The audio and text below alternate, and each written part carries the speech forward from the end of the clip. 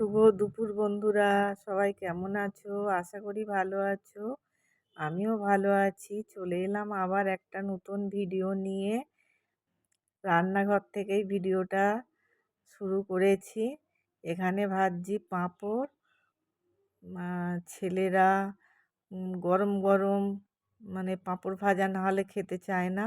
কৌটো বা ডামে ভেজে রেখে দিলে ওরা খেতে চায় না বলে আবার ওরা খেতে বসলে এই পাঁপড়টা ভাজতে হবে, তাই ভেজে নিচ্ছি।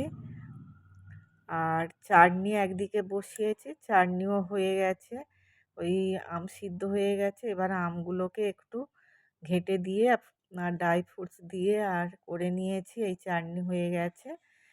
আর এখানে করেছি 5 রকম ভাজা: কাঁকরোল ভাজা, আলু ভাজা, আর কলা ভাজা, মাছ ভাজা, আর বেগুন ভাজা, চিংড়ি মাছ ভাজা, আর লাউ চিংড়ি, আর ডাল।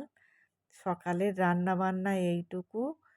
হাজব্যান্ড খেয়ে চলে গেছে অফিসে। আর স্পেশাল রান্না হবে এই দুপুরে। আজকে বড় ছেলেই সমস্ত বাজার করেছে।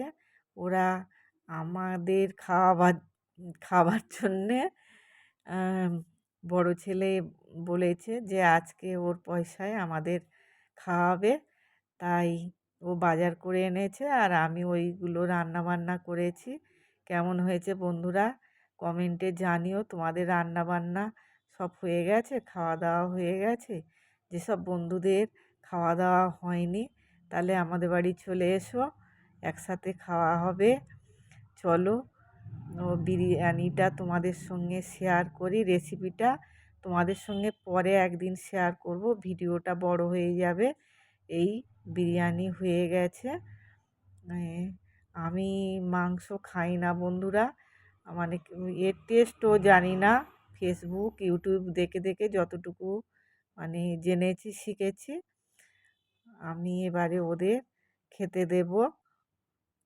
এই বিরিয়ানিটা কেমন হয়েছে বন্ধুরা তোমরা কমেন্টে জানিও। যেসব বন্ধুরা ভালো বিরিয়ানি বানাতে পারো তারা দেখলেই তো বুঝতে পারবে যে কেমন হয়েছে। এই আর সঙ্গে আছে কোল্ড ড্রিঙ্কস আর শসা। যদি আমার ভিডিওটা তোমাদের ভালো লেগে থাকে একটা লাইক, কমেন্ট ও শেয়ার করে দিও। আমার ভিডিওটা দেখার জন্যে তোমাদের ধন্যবাদ। এখন আসি, আবার দেখা হবে একটা নতুন ভিডিও। টাটা।